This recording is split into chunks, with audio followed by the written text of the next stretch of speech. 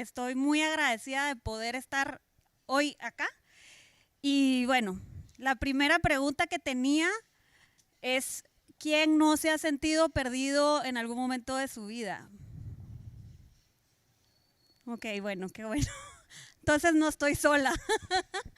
Eh, pues les voy a contar un poco de cómo fue el proceso de esta charla. Cuando me la ofrecieron me encantó el tema porque creo que yo nací perdida. Yo nací en México y toda mi familia es guatemalteca. Pasé desde que nací hasta los 4 años cruzando la frontera y no tenía familia en México y bueno, era una vida quizá no la más estable para un bebé y creo que a nivel existencial, pues desde ahí yo no era ni de aquí ni de allá y siempre ha sido algo que como una sombra que me ha acompañado en mi vida. Ese sentido de sentirme completamente perdida. Cuando estaba haciendo la charla, no quería entrar mucho a lo personal y quería hablarles más de mi trabajo, venirlo a exponer. Vi varios videos y todos tenían presentaciones lindas, todos con sus tipografías preciosas, obviamente, es una comunidad creativa y de diseño, pero algo solo no funcionaba conmigo y decidí no hacer una presentación. De ahí todos los días fue cambiando como la idea de qué iba a venirles a hablar. Hasta ayer que tenía un poco como encaminado todo y decidí cambiar todo lo que iba a venir a decir. Entonces me di cuenta aproximadamente como a las 12 de la noche que no sabía qué iba a venir a hablarles y que venía completamente perdida. Y de alguna manera decía, prefiero no dormir, pero tengo que saber hacia dónde voy. Pero a la vez me di cuenta que el venir perdida era lo más auténtico y honesto que podía traerles el día de hoy, porque es como voy a salir de esta charla. Bueno, entonces como les contaba, pasé los primeros 4 años de mi vida viajando. Así era más o menos como yo me visualizo, cruzando la frontera en una combi que tenía mi papá y viendo unos stickers de calcomanías de Topollillo que mi papá me ponía en el techo para como que yo fantaseara y molestara un poco menos. Entonces, pues esta fue mi vida. Mi papá estaba estudiando arte y por cosas de la vida ahí yo nací. Luego, quizá después de esa falta de estabilidad, mi madre decide dejar México, nos regresamos y ellos se separan, así que experimento otra división bastante fuerte en mi vida, que es el de un divorcio, que es el de mi mamá y mi papá, y es como esa idea de tener que volver a escoger un camino en mi vida, porque como algunos saben, a veces los papás, y más en los tiempos de antes, que no habían tantos estudios de lo que nos puede afectar un divorcio, entonces estábamos en ese lugar de escoger entre la mamá y el papá. Encima de eso yo estaba entre escoger si era mexicana, guatemalteca. Entonces todo esto se pueden imaginar que cuando era adolescente me lleva a una gran crisis existencial de rebeldía y de cuestionar todo lo que tenía enfrente de mí y de cuestionar verdaderamente quién soy, la existencia, de dónde venimos, etcétera. La mayoría de personas, tal vez muchos de acá, empiezan acá y llegan a su punto B. Saben que van a estudiar y ahí se van y llegan hasta los 70 años y siempre hicieron lo mismo, ¿verdad? Bueno, a mí me tocó esto y han sido 1000 vueltas para llegar a mi punto B.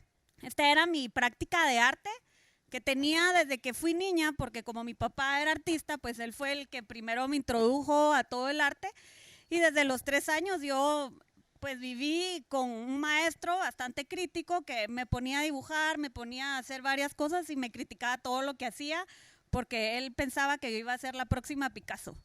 Entonces, el quizá venir del tener dentro de mi familia tan fuerte en la cuna del arte me hacía cuestionar mucho si realmente yo quería dedicarme a algo que iba a ser tan complicado, porque como muchos de acá saben, es bastante difícil salir adelante en el arte. No es que no se pueda, claro que se puede, y por eso estoy el día de hoy acá. Pero es bastante complicado y es una decisión que uno toma sabiendo que pueden haber un montón de obstáculos en el camino. Y entonces yo pasé por todo esto para llegar, ya no al ver, regresé a la, que era regresar al arte. Entonces, después, cuando ya soy adolescente, me toca de nuevo estar entre dos cosas, que era si escogía el arte o el emprendimiento.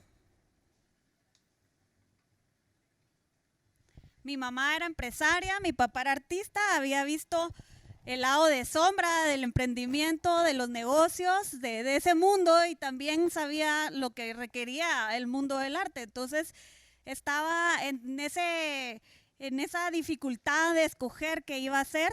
Hice mi primer emprendimiento, que era una empresa de accesorios, de joyería de moda, y lo que quería hacer con esta empresa era empoderar a las personas por medio de accesorios que fueran únicos y que tuvieran de cierta manera un statement o algo que decir. Entonces me di cuenta que lo que me apasionaba era venderle a las personas y hacer a las mujeres sentirse lo máximo, unas guerreras con objetos que fueran maravillosos. Y yo sentía mucho el miedo de las personas de llevar piezas que no estuvieran de moda o que fueran únicas. Entonces era el que ellas creyeran en sí mismas, el que creyeran que sí hacía la diferencia y que no pasaba nada por llevarse piezas que nadie conocía o que no habían visto en el mercado. En esta época, eso es hace 20 años, entonces hace bastante, 22 años.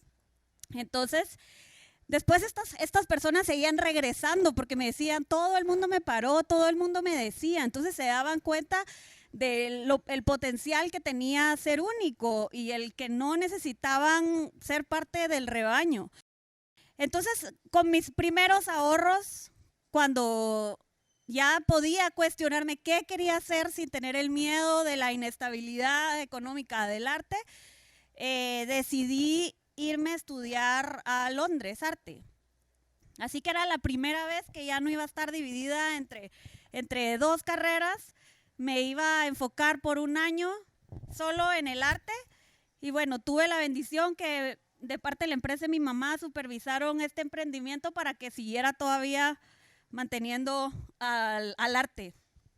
Pero de alguna manera yo sabía que no era un poco fantasía, porque pues esa empresa estaba manteniendo mi amor por el arte. Pero de cualquier manera así lo hice, me fui, fue una experiencia maravillosa. Luego, cuando termino la carrera, regreso a Guatemala y bueno, experimentamos un evento bastante traumático, que matan a un familiar. Y entonces fue tan fuerte porque en esos momentos de crisis existencial yo me cuestionaba por qué estoy haciendo arte, por qué tengo esta empresa, a quién estoy ayudando, de qué sirve que yo esté viajando por el mundo si la situación de violencia en Guatemala está de esa manera. ¿Qué hace la gente en Guatemala cuando pasa eventos traumáticos? ¿A dónde van? ¿Con quién recurren para pedir ayuda? Entonces empezó a nacer en mí algo muy fuerte de querer ayudar, de querer servir a la comunidad, y decido la cosa más sorprendente, que era abrir un centro holístico, que era el primer centro holístico en Guatemala. Lo abrimos con mi prima y bueno, fue algo que quizá no lo pensé mucho, no lo cuestioné mucho, pero que mi corazón me decía, tú tienes que ayudar, tienes que servir. Y abrí el centro de yoga pensando que iba a poder dedicarme al emprendimiento, al yoga y al arte. Cuando tenía estos tres, de cierta manera, emprendimientos, era estos momentos tan fuertes de la vida cuando uno siente que cuando uno ve sus límites y que uno no es superwoman y que uno no puede con todo. Entonces, tuve que empezar a tomar ciertas decisiones de cuál era mi prioridad y a qué me iba a dedicar, porque no podía hacer todo, pero lo difícil es que, como decía, creo que Vida, hay muchas cosas que me apasionan y muchas veces en la sociedad no hay espacio para que nos apasionen muchas prácticas. Entonces, constantemente yo me cuestionaba si iba por el buen camino, si no debería estarme dedicando solo a una cosa, pero si me dedicaba solo a una cosa, yo dejaba de ser verdaderamente no honesta conmigo misma. Entonces, decidí el hacer estas tres prácticas hasta que ya no pude más, hasta que ya no podía dedicarle tiempo al arte. Y ya el centro cada vez necesitaba más de mí, era como un bebé. Entonces, me imagino que mucha gente acá que ha tenido emprendimientos, nos tiramos al agua y no sabemos cuánto tiempo va a requerir de nosotros. Y cuánto esa empresa necesita de nuestro amor, de nuestro cariño, de nuestra atención, de nuestra inversión, de nuestros ahorros. Así que lo primero que empecé a hacer fue inyectar todo lo que tenía ahorrado a ese centro, y hasta que me quedé en la calle sin ni un centavo. Entonces, me di cuenta de muchas cosas, de cómo funcionaba un emprendimiento aterrizado, que no solo es fantasía y las cosas no solo nacen por pasión, o sea, también requieren de mucha seriedad, de que uno haga cosas que quizá no le gusta hacer. Pero antes de saber que me iba a quedar sin dinero, había decidido cerrar esta empresa, que era la que había alimentado esto y esto. Entonces, como ya no me daba tiempo, decidí cerrar la empresa y me quedé solo con estas dos. Después, oh sorpresa, ya no habían ahorros acá y esto no se estaba sosteniendo solo, pero era un proyecto que yo amaba porque era como mi hijo. Entonces era ver cómo íbamos a salir a flote. Entonces decido dejar el arte y me quedo solo con el yoga.